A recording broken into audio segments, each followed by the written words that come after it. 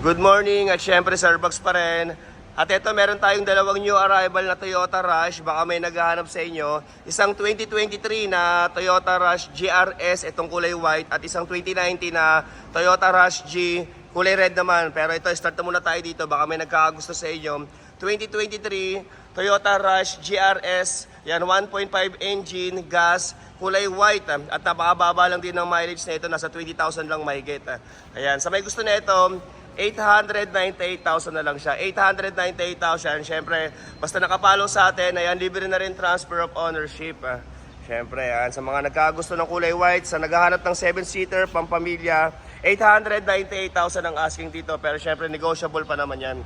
Yan, pagpunta nyo rito, i-save yung aking contact number. Sabihin nyo ako na mas maaga, siyempre, para ma-schedule natin kung kailan nyo gusto to i-test drive. Ayan.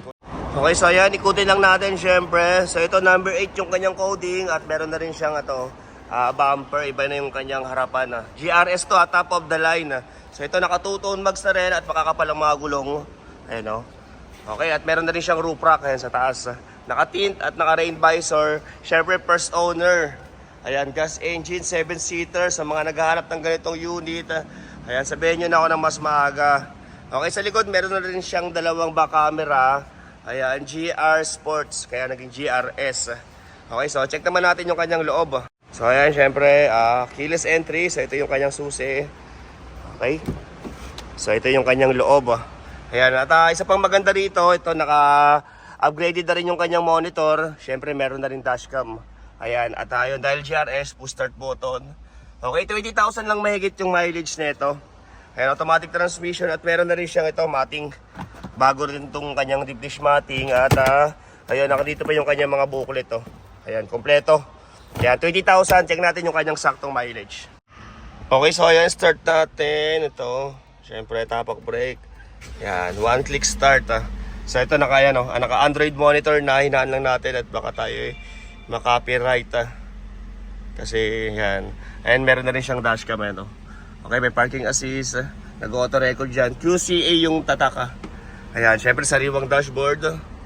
Ayan, yan yung kanyang saktong mileage ay 20,447. Okay, at tumatanggap rin tayo dito ng trade-in and syempre for financing, mag-direct message na lang kayo sa aking messenger. Okay, sa Starbucks. Kaya para mapasahan kayo ni admin ng sample quotation and then ng list of requirements. Okay? Okay, so ayan, ulitin ko, 2023 model Toyota Rush GRS, ayan, 1.5 engine, automatic transmission, kulay white, ayan, gas, 7-seater, 20k plus mileage. Okay, sa may gusto nito, 898,000 na lang siya, 898,000. At syempre yun, basta nakapalo kasama na transfer of ownership at negotiable pa yung price niyan. Syempre, pagpunta nyo dito, test drive natin, check the unit, and then pag-usapan natin kung pasok sa tawad nyo, okay? So, next unit tayo. At ito, next unit natin, kung hanap mo naman ay 2019 model na kulay red. Ayan, meron tayong bago rin ngayon. 2019 Toyota Rush 1.5G. Ayan, automatic transmission, 7-seater, gas engine. Okay, 698,000 naman ang asking dito. 698,000 at syempre ganun din, kasama na rin transfer of ownership dyan. Ayan, kulay red. So, number 0 yung kanyang coding. Sa mags, parehas lang sila, naka 2-tone mags. At makakapal din ang mga gulong. Okay, naka-tint at meron ding rain visor. Okay, parehas lang naman sila ng engine ng GRS 1.5 din at gas. Parehas din 7-seater. So ito naman yung kanyang likuran. Okay, meron na rin ito back camera at may dalawang back sensor. Ayan, kita nyo ba? So ayan. Okay, so ito naman yung kanyang loob. Ayan, wala lang siyang seat cover pero syempre sa may gusto magpagawa ng German leather seat, ayan, mag-PM lang kayo sa Starbucks seat cover. Ayan, para yan, dyan na lang kayo magtanong ng design at price at kung ano pang tanong nyo, okay? So ito yung kanyang mga upuan sa likod. Ayan, ano lang to, G, 1.5G variant as guwapo, automatic transmission, gas engine. So ito, naka-stock na monitor. Ayan, syempre push start button din at parehas lang sila ng susi ng GRS. Ayan, at ang mileage pala na ito ay 38,000. So ito yung kanyang karta ko. Ayan, okay, 698,000, all original, yan, first owner. Okay? So ayan, sa may gusto, sabihan nyo lang ako ng mas maaga. So ito, check naman natin yung kanyang mga booklet. Andito pa rin naman. Ito. Ayan o. So ayan, 2019 Toyota Rush. Medyo masikip lang. Okay, di na ako magkasya, laki na ng tiyan ko.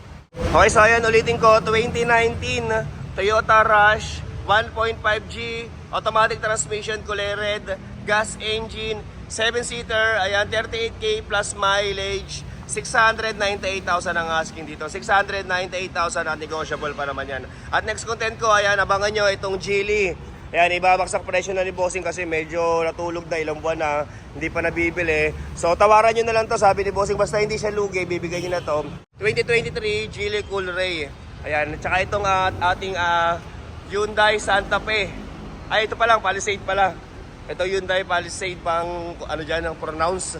Ayan, tawaran nyo na lang daw, basta hindi lugi, bibigyan niya na to. Pero next content ko na lang, pagsasabayin ko na lang yan. At saka itong Hyundai Santa Fe natin. Okay, so, dalawang unit lang muna. Siyempre, abang-abang na lang kayo para sa ibang sasakyan na hinahanap nyo. At marami pa tayong mga available dito. Okay? PM na lang kayo sa aking Facebook page, sa messenger ko, sa Sirbugs. Ayan, baka nandun nakalagay yung mga unit na hinihintay nyo, baka nakapost doon. Okay, so, dito lang muna. Thank you very much for watching.